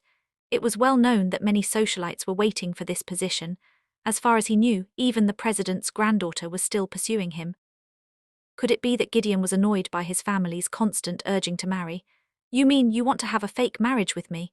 Felicia finally understood and hurriedly waved her hand to refuse. "That won't do, I just need the status, I can't drag you down." Chapter 19. As for Gideon, although she knew nothing about finance, she could tell just from watching television how impressive he was. How could she let someone like that enter into a marriage of convenience with her just to repay a favor? But Gideon did not let the matter rest. Instead, he explained to her calmly and unhurriedly, "I didn't actually help today, and besides, this doesn't count as a burden. In fact, having a married status can help me avoid a lot of unnecessary social engagements." He was polite and refined. In other words, Gideon also needed a married status. If that was the case. Jacques became a bit anxious when he heard this. "Gideon, you..." But before he could finish, Gideon stopped him with a look. Felicia was too absorbed in her thoughts to notice Jacques' expression. She was still a bit hesitant. After a while, she looked at Gideon seriously and said, "I think you still need to consider this carefully." Felicia still felt that she couldn't be too hasty. Gideon nodded, not pressing her too hard. However, at Gideon's subtle suggestion through Jacques, several partner families contacted the orphanage expressing their intention to adopt Abigail. This time, there really were bereaved families who genuinely wanted a child. But Felicia was already on edge. Every family's profile seemed to her to have ulterior motives, which made her even more anxious. She became somewhat desperate to find someone for a marriage of convenience, yet almost all the posts she sent out looking for a marriage of convenience partner disappeared without a trace. At last, Gideon received the call from Felicia as he had hoped. A week later, Gideon came to Felicia with a prenuptial agreement. "Sorry, I've been too busy these days." "Mr. Logan, it's really no problem." By this time, they had already become quite familiar with each other. Felicia habitually called him Mr. Logan. Had he known she would keep calling him that, he shouldn't have just frowned the first time he heard it. The lawyer beside them handed 2 copies of the prenuptial agreement to the pair. It clearly stated that Felicia would not gain any benefit from this marriage. Felicia read through it twice before she felt reassured enough to sign her name on the marriage documents. On the way back, Gideon was in an exceptionally good mood. He felt even more satisfied than when he had won over a rival company through a bet, on agreement. The lawyer expressed his surprise. "Your wife is very special." In his decades of practice, it was the first time he had seen someone who would only sign the marriage documents after making sure she would not benefit from the marriage. Gideon nodded in agreement and replied, "She is the most unique girl I have ever met. I am looking forward to our future." He knew very well that only by ensuring Felicia would not gain any advantage could she sign the marriage documents without any hesitation. It was not until Gideon brought over the marriage certificate that Felicia suddenly realized she had gotten married just like that. After all those years of longing for marriage, she ended up abroad, marrying a man who was practically a stranger in a muddled way. Life really was a grand, makeshift troupe. The plays it staged were all so utterly without order. Seeing her lost in thought, Gideon was slightly displeased, though he hid it well. "What are you thinking about?" Felicia shook her head. Although she said nothing, Gideon could still sense the shadow of another man, an ex or an unforgettable love. Whoever it was did not matter, he had both the time and the means to make that person disappear from Felicia's heart. And with her marriage to Gideon, Felicia successfully adopted Abigail and gave her her own surname. Chapter 20. One day after work, Felicia saw a striking luxury car parked at the entrance of the hospital. Wow, whose car from the rich list is this? Can our hospital even accommodate such wealthy people? I thought they all had private doctors or even their own hospitals. Amidst her colleagues' discussions, Felicia watched as Jacques got out of the car, opened the door for her, and respectfully called out, "Madam." Oh God, it's Felicia. Felicia felt very embarrassed, as her persona at the hospital was still that of a single woman. After getting in the car, Felicia tactfully suggested that in the future, if there was something, he didn't need to pick her up directly at the hospital, as it would not look good in front of her colleagues. Jacques agreed readily, but Felicia did not know that all of this was Gideon's idea. From then on, everyone at the hospital knew that Felicia was taken. Gideon's favorite thing was to solve problems at the root. He said solemnly, "Feli, move in with me." "Huh, what? Move in and live with you?" Felicia thought she had misheard and raised her voice all of a sudden. Seeing the surprise and doubt in Felicia's eyes, Gideon naturally gave the excuse he had long prepared. Welfare agencies make unannounced visits to adoptive families, and since I am considered a public figure, there may be even more attention from the outside world. If they find out that you and I are living apart, perhaps. Gideon did not finish his sentence, but he knew Felicia would understand the implication. After a long while he looked on with satisfaction as Felicia nodded in hesitation. "Then I'll trouble you, Mr. Logan. If a reporter hears you call me Mr. Logan, I'm afraid they won't even need to investigate to see what our relationship is," Gideon joked, half seriously. "Then in public I'll call you Gideon, and in private I'll still call you Mr. Logan." Gideon did not respond, but simply took Abigail from Felicia's arms. The little one, after careful care, looked much healthier now. Perhaps because she was cared for by Felicia so much, she even started to resemble Felicia a little. His expression unconsciously softened as he pinched Abigail's little cheeks and teased, "Say, Daddy." Felicia's face instantly turned as red as fire. Gideon only smiled without saying a word. From then on, the two of them began to co-rent and cohabit under the same roof. That being said, the huge villa had 5 floors, and although they both lived on the same floor, Gideon left early and returned late, and sometimes went on business trips for several days, so they saw each other even less. Indeed, welfare agencies did come to check on Abigail's condition. Whenever that happened, Gideon would cancel all his appointments for the next day in advance and spend the whole day with the mother and daughter. With Gideon's financial resources, Abigail's health was also well maintained. In this way, 4 years passed and it was almost 5. Felicia had managed to save a small sum, and on Gideon's birthday she spent a fortune to buy him a tie as a gift. In previous years she had never made much of a gesture, but this year was different. She had received a big bonus. That night Gideon only returned after 2 rounds of drinks outside. When he saw Felicia's gift, he was a little touched. "Feli, thank you." Felicia, on the other hand, felt a bit embarrassed. Gideon's wealth almost accounted for a quarter of France's economy, so the money she spent really seemed insignificant. But this was already the most generous she had ever been. She had never chosen such an expensive gift for anyone before. It was truly painful to spend that much. However, looking at Abigail's increasingly chubby little body, she felt full of gratitude toward Gideon again. If it weren't for him, she still wouldn't have saved enough money to adopt Abigail by now. Perhaps by now, Abigail might have already been adopted by another family. Chapter 21. Happy birthday, Mr. Logan. Felicia brought out the cake she had made herself and lit the candles. Make a wish, then I hope." Seeing that Gideon was about to say it out loud, Felicia hurriedly covered his mouth. "SHH, if you say your wish it won't come true." Gideon felt the softness covering his lips, the sweet scent slowly drifting into his nose. He thought he hadn't drunk much, yet he was already so intoxicated. He was terribly drunk. Gideon closed his eyes and slowly made a wish in his heart. Felicia could fall in love with Gideon, love him forever and never leave him. He opened his eyes again. There was a burning heat in his gaze. Perhaps he really was drunk. Even his steps were unsteady as he went upstairs after eating the cake. Felicia watched Gideon stagger and hurried over to support him. "Why did you drink so much? Let me help you upstairs." Fortunately, there was an indoor elevator, and Gideon was obedient enough. Felicia didn't have to exert much effort to get him into the bedroom. Seeing Gideon lying on his back on the bed with his eyes closed and motionless, Felicia sighed and took off his jacket.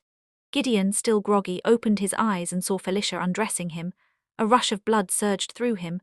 Was Felicia seducing him? Gideon reached out and pulled her into his arms. With a slight turn, he pressed her beneath him. He kissed those long, desired red lips. Felicia hadn't expected things to turn out like this so suddenly. Her eyes widened in disbelief. "No, Mr. Logan, please, Gideon."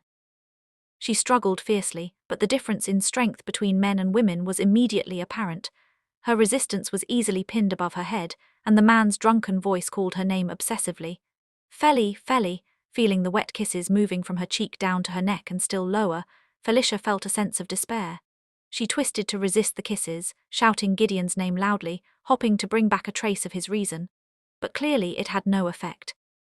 The man's eyes grew even redder. "Be good, Feli, don't move, I want you." Feeling the hardness against her, Felicia suddenly froze, not daring to move anymore. In fact, over the past 2 years, Gideon's feelings for her had been almost obvious. Anyone with eyes could see it, yet she kept pretending not to notice. It wasn't that Gideon was a bad person, but it seemed that ever since Joshua 5 years ago, she had closed her heart, unwilling to get involved with men, relationships, or marriage. So, in a way, Felicia was quite willing to continue this fake marriage arrangement, if possible, but it was obvious that Gideon wanted something different. He opened his hazy eyes but looked at Felicia with clarity. "Feli, you must know I like you. Accept me, will you?" He endured it, his body aching with restraint, but he still wanted her consent. Seeing Gideon regain a bit of reason, Felicia tried to move slightly toward the edge of the bed, but was once again firmly pinned down by him.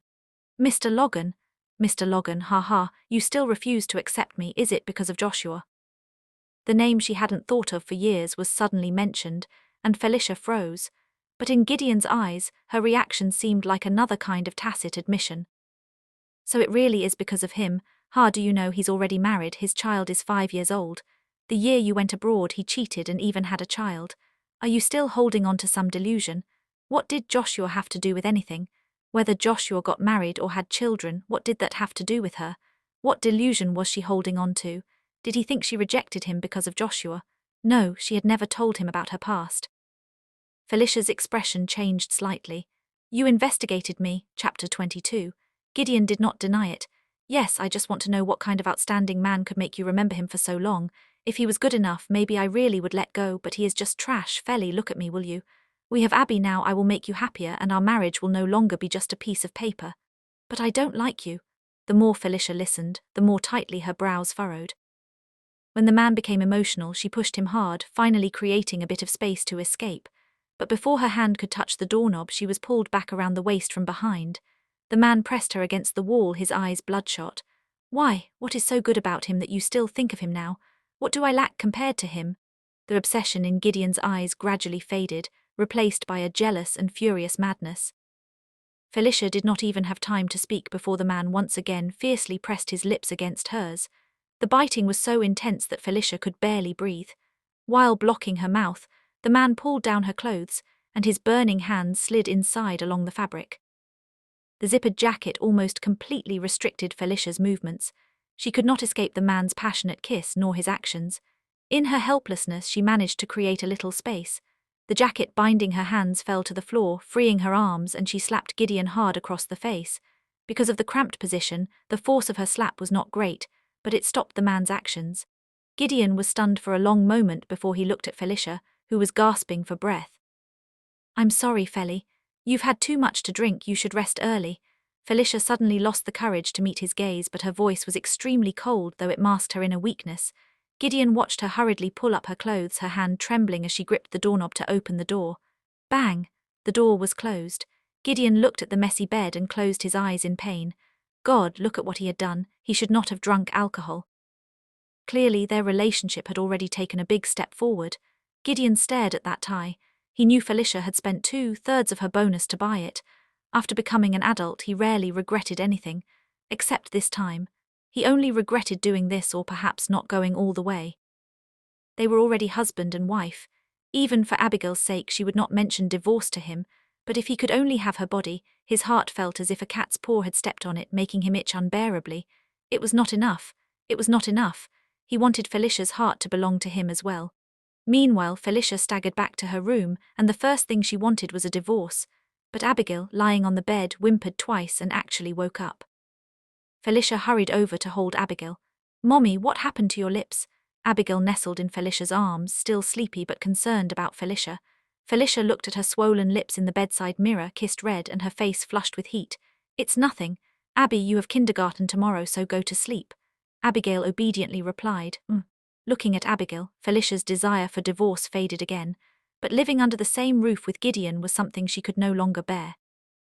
No, she had to move out. The next morning, Felicia stayed upstairs all the time until the housekeeper told her, Mr. Logan has already gone to the company.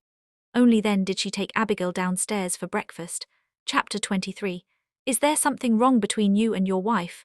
Jacques, sitting in the car, watched Gideon staring at the home surveillance footage of Felicia, and could not help but reasonably suspect that something was off about Gideon. After all, Gideon was always in the best mood whenever he was with Felicia. Yet today he had left the earliest and was watching the home surveillance, which clearly indicated that the two of them had had a disagreement. What if you did something wrong? Jacques understood, and thinking of his own daily life with his girlfriend, suggested, show weakness, apologize, women always fall for that. Gideon remained silent for a long time. Show weakness and apologize, and then what? Given Felicia's personality, if it were not for Abigail, she probably would have packed her things and left last night, just as decisively as she had left that person when she went abroad 5 years ago. But he was not the same as Joshua. Joshua and Felicia had been in a relationship for 4 years. He, on the other hand, had only had a 4-year marriage with Felicia in name only. He had to admit that he could not make Felicia think of him after leaving him. Felicia would only see him as an older brother. Perhaps after what happened last night, she would even treat him as a stranger in the future. He rarely felt such pain, but he was not at a loss. Contact the major rental companies in the city. If Felicia tries to rent a place, refuse her. The Logan group will remember them. Although Jacques did not understand, he immediately went to handle it. So when Felicia returned to her old rental apartment to discuss renting, she had only seen half of it before the agent apologetically asked her to leave. I made a mistake. This apartment has already been rented by my colleague to an African-American couple. Sorry, Felicia. All right. Felicia felt a bit disappointed. She really liked this house. Are there any other available apartments for rent? The agent pretended to check the tablet, then said seriously, sorry, there are none left. Felicia had no choice but to try several other agencies, but without exception they all told her the apartments had been rented out. If she wanted to wait for the next batch, the earliest would be next quarter. How could it be such a coincidence? Felicia only had today off. She had planned to settle the housing issue today, but ended up returning empty-handed. When she got home and heard Abigail's laughter, all of Felicia's exhaustion vanished. Abby, Mommy's home. Felicia changed her shoes and entered the house, ready to welcome Abigail's hug, only to see that it was Gideon, not the nanny, playing with Abigail in the living room. Mr. Logan, you're home so early today. Felicia did not want to act strange in front of Abigail, so she avoided Gideon's gaze and went to hug Abigail. Yes, I finished early. Where did you go? He thought Felicia would make up an excuse, but to his surprise she quieted down and did not react even when Abigail kissed her, as if she was lost in thought. A sudden uneasiness rose in Gideon's heart. Mr. Logan, I should still move out with Abby. A match for her has been found. So just as Felicia was about to speak, he interrupted her. What? A match has been found? Felicia became excited. Ever since she adopted Abigail, she had never stopped searching for a match, but matches were hard to find, and even if one was found, there was still a wait. All these years, it was only through Gideon's monthly detailed checkups and expensive treatments that Abigail had grown up healthy. But a blood disease was still a blood disease. If they wanted to solve the problem at its root, they needed to find a suitable bone marrow transplant. Gideon told her, a match has been found in Portland. Chapter 24. Felicia gazed at Abigail's face, and the memory of that thin, almost breathless little face overlapped with the present. She pressed her cheek gently against Abigail's, her heart aching. The 9-hour flight was far from easy, but although Abigail looked pale, she did not fuss or make a scene, which made Felicia feel even more distressed. If you feel uncomfortable anywhere, you must tell Mommy. The new medicine is a bit bitter. Can you drink it, sweetheart? I can. Abigail's face was slightly pale, and Felicia felt a bit worried. She calculated the time and had Abigail take her medicine early before they got off the plane. Gideon had already bought a house in Portland, so Felicia did not have to worry about taking Abigail to stay in a hotel. After taking her medicine, Abigail had recovered a bit. Her small hand clung tightly to Felicia as she looked timidly at the unfamiliar surroundings.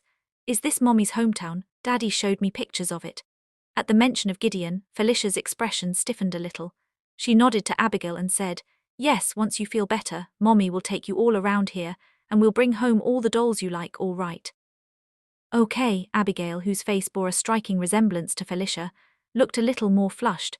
Felicia was just about to take Abigail toward the exit. But Abigail stopped and said, "Mommy, isn't that the person from the photo?" "Photo? What photo?" "The people in the pile of photos Daddy had Jack bring." Before Abigail could finish speaking, she saw that Felicia was already looking at the person she had pointed out. Joshua's body instantly became rigid. Whitney, following Joshua's gaze in confusion, suddenly widened her eyes. "Felicia," Joshua looked at Felicia with a gaze full of longing and pain. He looked at the little girl beside Felicia, who was cute and lively, about 5 years old, and bore a strong resemblance to Felicia. She said he was the person in the photo, so Felicia had kept his photo all this time. The little girl, was she his? Clearly, Whitney thought so too. Whitney hurriedly gripped Joshua's hand, but the man pulled away from her. She wanted to remind Joshua that they were here to pick up their son today, but she did not even get a chance to speak. Joshua's eyes were deep, his voice trembling. "Felly, you're back. I've been looking for you for 5 years." Felicia was a little speechless. She had not expected to run into the person she least wanted to see right after leaving the airport. Even the melancholy she felt upon returning to her hometown was largely dispelled. She greeted them rather indifferently. "Long time no see, Abby, say hello."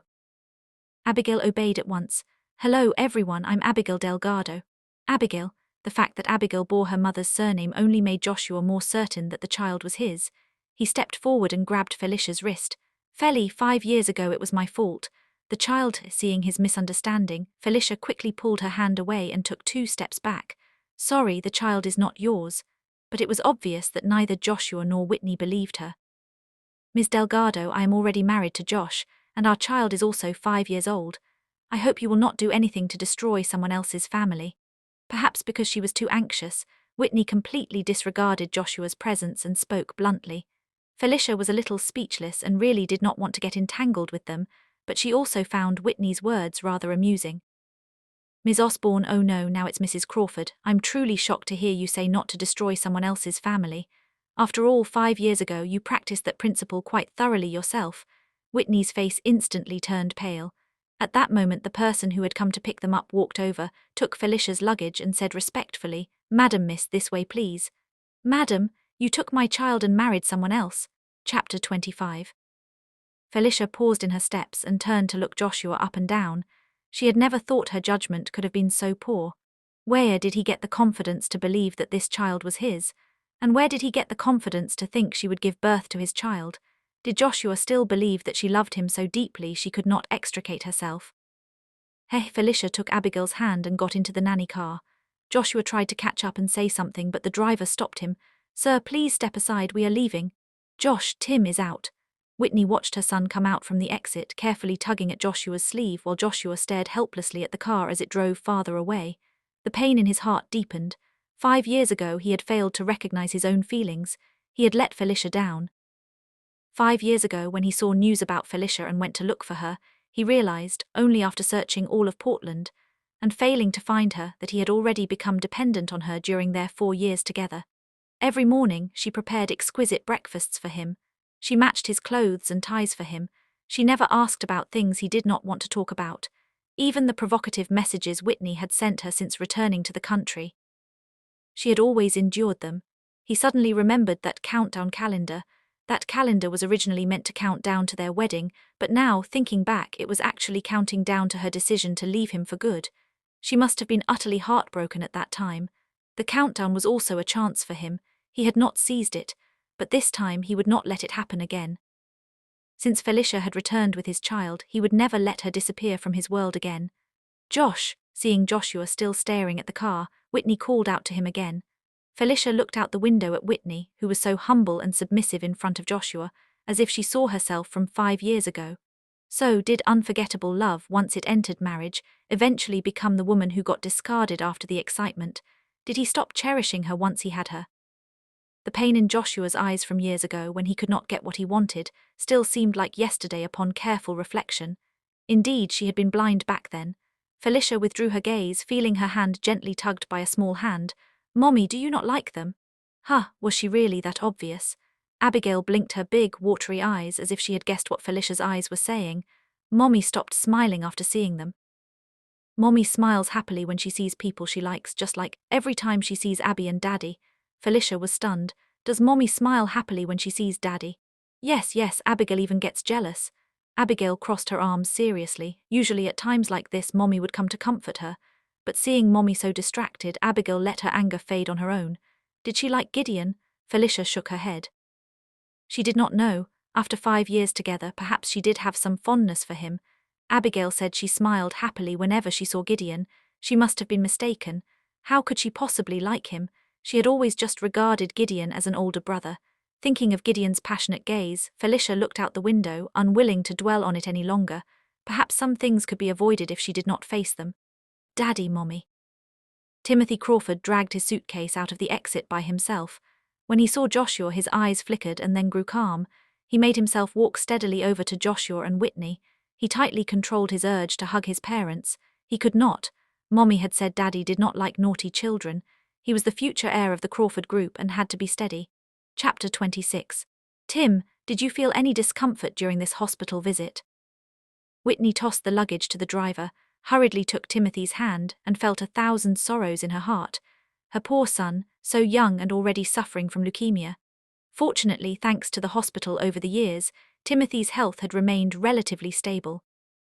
For the past 2 years, she had let her son fly alone to the best hospital in the neighboring city for check-ups and treatment. Now all they could do was wait for a match. She had heard that a bone marrow donor in Portland was very special, able to match with 80% of patients.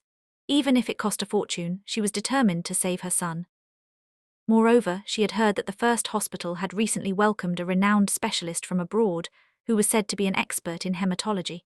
At last her son had hope. Looking at Timothy's pale little face, Whitney's eyes almost turned completely red. 5 years ago, Joshua had confronted her with Felicia's text messages. He had even left her alone in the small village to go look for Felicia. Afterwards, he refused to listen to any of her explanations and frantically searched everywhere for Felicia. He had even stopped contacting her. Joshua loved her. Those deeply affectionate eyes, Joshua had only ever looked at her that way. Why did he show the same expression when looking at Felicia's photo? Felicia was truly skilled in her manipulations. She had gone through so much just to drug Joshua and get pregnant with his child to enter the Crawford family, and now that Felicia was back, did she want to take her place? Absolutely impossible. She was carrying the Crawford family's son. Felicia, just you wait. Whitney suppressed the boundless hatred in her eyes, held Timothy's hand and said, Daddy and Mommy both missed you very much. Really? Timothy looked at Joshua with anticipation, hoping his father would hug him, but he did not. From childhood to now, his father's gaze had never shown any affection toward him. He looked in the direction his father's eyes had just been. Just now his father had looked at that little girl for a long time. Did his father like girls more? Timothy lowered his head. Thinking of how Felicia's child was cheerful and lovable, while her own child was gloomy and withdrawn, Whitney clenched her palm even tighter. If Felicia had not suddenly left back then, Joshua would not have come to hate her so much. She would not have resorted to drugging Joshua to get pregnant, and even the child she bore was not liked by Joshua. It was all Felicia's fault.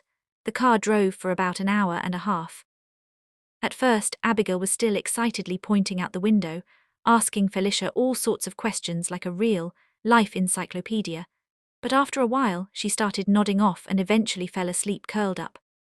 In her car seat, Felicia finally enjoyed some rare quiet. After tucking Abigail in, she gazed out at the scenery speeding past the window. Many places were already different from when she had left. Back then, she had thrown away all her belongings and cut off every connection she needed to 5 years had passed in a flash, leaving nothing of the old days behind. Gideon had bought a house in the suburbs in a high-end villa community with excellent landscaping. Aside from a lake, almost the entire neighborhood was covered with trees, and from the outside it looked like a castle in the forest. If Abigail were still awake, she would definitely have praised how beautiful it was, just like in a comic book. Felicia was also very satisfied. With so much greenery, the air was fresh, which was good for Abigail's health. Gideon was as attentive as ever.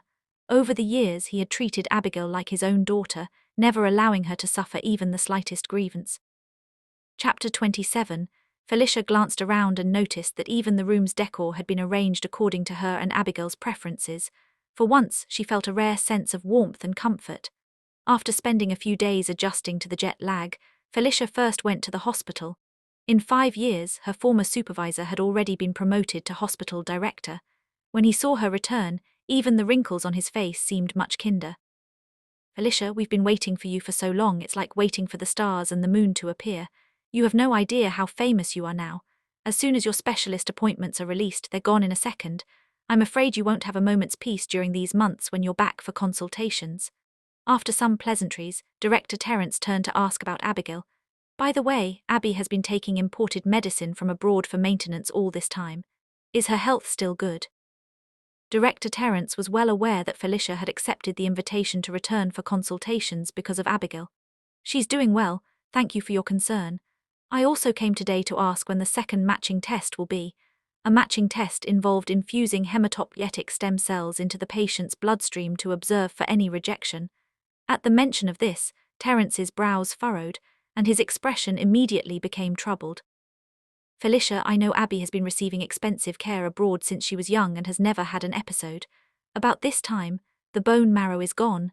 Felicia did not want to beat around the bush with Terence. Director, you know that after Abby was diagnosed, she was put on the waiting list for a match. It took so much effort to finally get one. Wasn't it just a matter of signing the surgery documents? Terence sighed and could only speak honestly. I know. This time, regarding the bone marrow donation, the donor's family was contacted, and the donor decided at the last minute to change the recipient. As a doctor, you know as well as I do that the donor has the final say in who receives the donation, not the hospital. All I know is that the boy's condition is similar to Abby's. He's also about 5 years old. Maybe you could try contacting the donor's family to see if there's still a chance. That evening, when Abigail held the phone to Felicia's ear, she was still in a daze. It was only Gideon's magnetic voice on the other end that brought her back to herself. Abby said you came back from the hospital looking listless. Are you feeling unwell? Felicia shook her head, her voice as soft as a mosquito. I'm fine. She thought of how Director Terence had shown her the case of another little boy. Because the boy's family had registered for her specialist appointment, she was able to see his medical condition. He was the same age as Abigail, but his condition was much more severe. No wonder the director had advised her to wait a little longer, but when she looked at the family section, the names Joshua and Whitney were written there in bold. Timothy, their son. Felicia was no saint. She was unwilling to give up the match Abigail had waited 5 years for to someone else. Especially when it was the son of her ex and the other woman. But at the same time, besides being Abigail's mother, she was also a doctor. She could see all the test results and scans. One thing was clear: if the boy did not have surgery and a bone marrow transplant in time, he might not survive another 3 months. Her professional ethics and the selfishness of a mother's love were in constant conflict. Neither side had won. But the match had originally been assigned to Abigail, and she did not intend to give it up. While seeing patients, Felicia also tried to contact the donor, but there was still no response. Next, as Felicia spoke, she checked the patient's information on the computer. The name that popped up was Timothy. Felicia's brow twitched. It was Joshua and Whitney's son. She looked up calmly at the little boy who entered through the door. After waiting for a while, she saw that no adult had accompanied him. Chapter 28. Little one, are you here by yourself? Timothy nodded obediently. The nanny brought me here. My mom and dad are both very busy and can't be with me, but I've always gone to the hospital alone before. If you have any questions, you can ask me. I know all about my condition. Felicia furrowed her brows, looking both incredulous and displeased. You've always been by yourself. Did they really just leave their child alone after giving birth and falling seriously ill? Timothy nodded again. Felicia was momentarily speechless, not knowing what to say. She flipped through Timothy's medical records again and found that both Whitney and Joshua had been tested for compatibility, but neither matched. It was not impossible for direct relatives to be incompatible, but it was extremely rare. She glanced over Whitney's examination report. Her gaze stopped at the blood type. AB. As far as she knew, Joshua was also type AB. She quickly scrolled to the top with her mouse, her eyes widening slightly. Timothy, surprisingly, was type O. 2 people with type AB could never have a child with type O blood. While Felicia was still in shock, she heard Timothy mumble, "Doctor, am I going to die?" Felicia's heart trembled, and she suddenly didn't dare to look into Timothy's eyes. She shook her head and pretended to speak lightly. "From your records, you cooperate very well with treatment. You must be a sensible and obedient child. How could you possibly die?" That evening, Felicia took the initiative to call Gideon. Abby's compatibility test might need to wait a bit longer. Her condition is very stable, so maybe they could wait a little longer. She was not a saint. nor did she want to know why Joshua and Whitney didn't even have time to accompany their child to the doctor. She just suddenly remembered Timothy's big, watery eyes. His eyes were a bit like Whitney's in shape, but without the sharpness or intensity. They were more like Abigail's, polite and mature, speaking calmly and sitting upright, listening to her talk. Gideon noticed something off in Felicia's voice. Is there a problem with the compatibility tests? There is a boy. His situation. Gideon's Adam's apple moved slightly. He knew that the boy who had come alone to see Felicia today was Joshua's son. But he remembered Whitney's shocked accusation. You investigated me. He opened his mouth slightly but in the end said nothing. Before hanging up he only reassured Felicia, we will keep looking for a match. Your clinic duty won't end until the end of the month. Tomorrow I'll have the medical team fly to Portland, stay next door to the house and provide Abby with constant support. I won't let anything happen to her. Gideon's words seemed to have a magical power, always able to put Felicia at ease. She stroked Abigail's sleeping face and spoke with difficulty. Mr. Logan, I really appreciate it. Gideon replied as always, there's no need to be so polite with me. After hanging up he looked at the photo of the girl's profile on his phone, obviously taken secretly, and murmured, Feli, when will I ever hear you call me Gideon? After giving instructions to Jacques about the medical team, Gideon received a new stack of photos from the detective. In the photos, a woman was pulled into a man's arms by her wrist held tightly. Gideon's eyes narrowed, a dangerous glint flashing within them. A moment later he dialed Jacques again. Cancel all appointments and get me the fastest route to Portland. The fastest. Before hanging up, Gideon added coldly, Chapter 29. Feli, will you come back to me? Felicia struggled and broke free from Joshua's embrace, but her arm was still tightly gripped by the man. She already regretted agreeing to meet Joshua for a conversation. Originally, she had wanted to talk to Joshua about Timothy, but now it seemed unnecessary. Mr. Crawford, isn't it inappropriate for you to come looking for your married ex to reconcile instead of staying home with your wife and son this late? Felicia's voice was icy. Thinking of Timothy's innocent, watery eyes, she became even more annoyed. You have time to bother others but not to accompany your own son to see a doctor. Do you even know that he is not my son? Feli, he isn't, I never betrayed you. Felicia was startled. He actually knew Timothy's true identity. She immediately sneered. Betrayal, what do you think counts as betrayal? Only sleeping with Whitney. You never stopped thinking about Whitney. During the 4 years we were together, you thought about her day and night. Doesn't that count as betrayal? You left me again and again for her. Do you think that isn't betrayal? Or do you think I could be generous enough to share a husband with someone else? Felicia's voice was calm, as if she were telling someone else's story. When I broke up with you 5 years ago, there was no way I could ever have you in my heart again, Joshua. Felicia showed off the ring Gideon had given her. Do you need to see the marriage certificate? Since you managed to find out about Timothy, it shouldn't be hard to discover Abigail's identity. Do I really need to waste my breath explaining it to you again? Joshua's face was pale, but he remained stubborn. I've been waiting for you these 5 years. I know you married Gideon for Abigail. Feli, you don't love him. How do you know I don't love him? And how do you know I still love you? Joshua, I only agreed to meet you to talk about Timothy's illness. Since you've been raising him all this time, you should fulfill your responsibility as a father. He really hopes for your response. Thinking of Timothy's lonely expression when he mentioned Joshua, Felicia felt a pang of sadness. Perhaps it was because she was a mother now. She dared not imagine how much it would hurt if it were Abigail. After you left, I searched everywhere for you. Whitney drugged my drink to marry me, then she was drugged by a man who pursued her and got pregnant, but she thought it was mine. She forced me to marry her because of the pregnancy, and I had no choice but to agree. My heart only has you, Feli. Felicia was too tired to listen to such melodramatic stories and turned to walk back into the house. Whoever is in your heart has nothing to do with me. The past is the past. 5 years have passed and we already have completely new lives. Clinging to the past does no good for anyone. Just before closing the door, Felicia reminded him again, Timothy's condition is not optimistic, especially since his mood greatly affects his illness. It would be best if he could have surgery as soon as possible. After saying this, she no longer cared what expression the man outside wore. Felicia returned to the room and looked at the sleeping Abigail. Her sadness was immediately replaced, and she hugged Abigail and fell asleep. The next morning, unable to resist Abigail's constant complaints about how boring it was to stay at home, Felicia took her to the hospital. Doctors and nurses rushed to pinch Abigail's cheeks, all exclaiming how adorable she was. After Abigail finished a series of examinations and all the data showed she was stable, Felicia finally felt at ease and went to her clinic. The morning passed quickly. Just as Felicia was thinking about where to take Abigail for lunch, a nurse rushed in, her face extremely pale. "Something's wrong, Dr. Delgado, Abigail is missing." Chapter 30. Screech, the chair scraped across the floor with a piercing sound.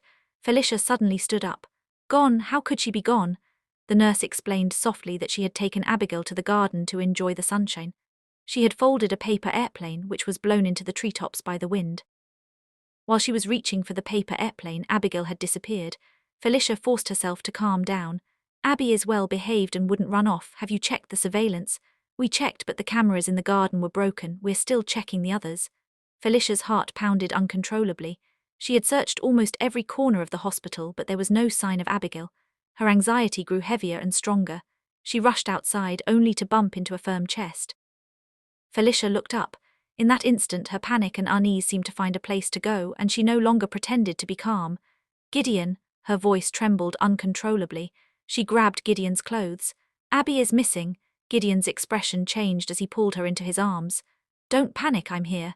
He quickly ordered people to conduct a thorough search of the entire hospital, but there was still no trace of Abigail. As they walked down the corridor, a cart covered with a white sheet passed by. Felicia couldn't help but look over. A breeze lifted a corner of the sheet, revealing a pale, lifeless little face on the cart. She froze in place, blocking the nurse's path.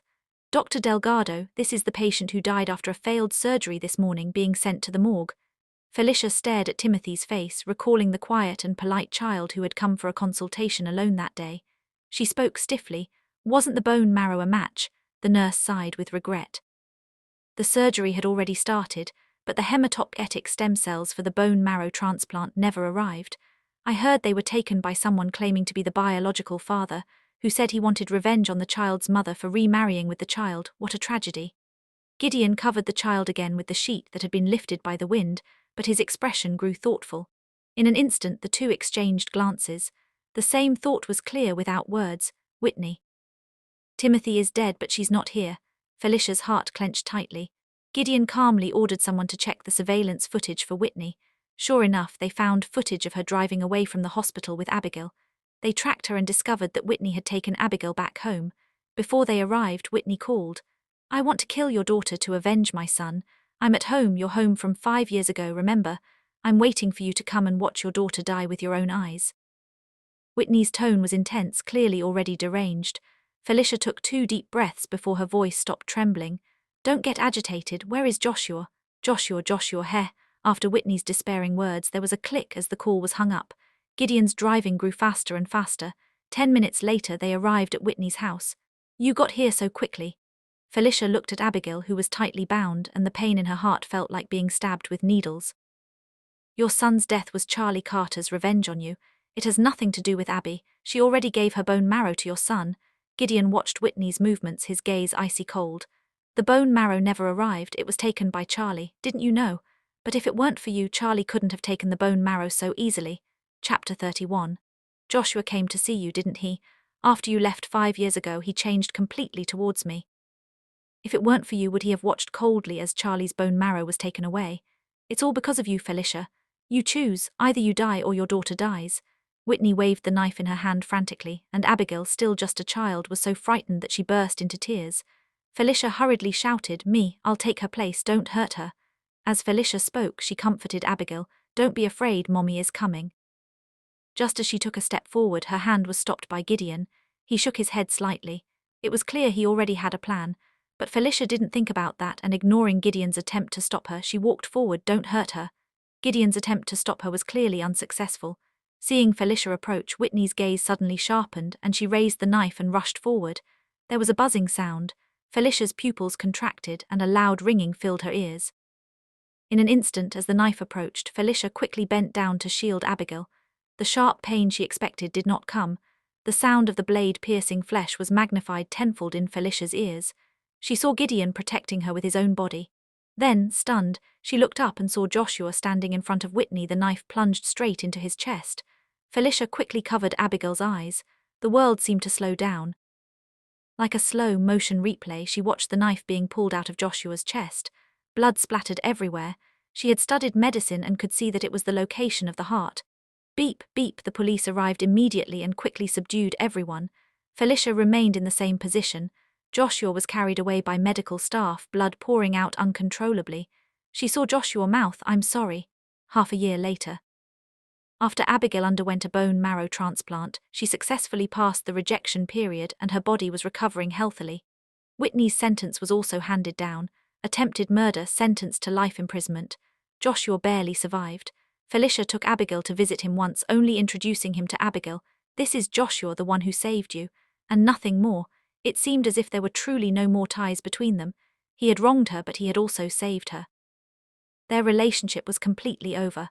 After another month of recuperation, Felicia took Abigail and followed Gideon back to France. She no longer called Gideon Mr. Logan. But it was not as intimate as Gideon had hoped. She simply called him Gideon, Gideon. After experiencing life and death, she finally understood who was truly important. After facing hardship, she realized who she instinctively relied on. Perhaps she had already fallen for him during their 5 years together, but she had refused to open her heart and see clearly who was inside. "Gideon, remember to pick up Abby today. Yesterday she wanted to eat French fries, don't indulge her. If she eats more, her weight will exceed the limit." Gideon watched as Abigail stuffed French fries into her mouth one by one, pausing before he spoke. Felicia immediately understood. "You've already taken her to eat, haven't you?" Abigail's mouth was stuffed full and she spoke in a childish, muffled voice. "No, Mommy, Daddy just took me to the amusement park." After the call ended, Felicia's voice came from the entrance of KFC. "Well, Abigail, you've even learned to lie." Awkward, Abigail looked to Gideon for help. Gideon just smiled without saying anything, his innocent expression indicating, "Mommy's word is law at home." So Abigail angrily declared, "I'll sleep by myself tonight, I'm going to ignore Mommy." Gideon's smile grew even wider. Night fell. "Honey, Abby isn't here tonight." "No, why not? You can't during the first 3 months of pregnancy." "Preg, what?" Feli. Their happiness had only just begun, and for the rest of their lives it would become even deeper and sweeter.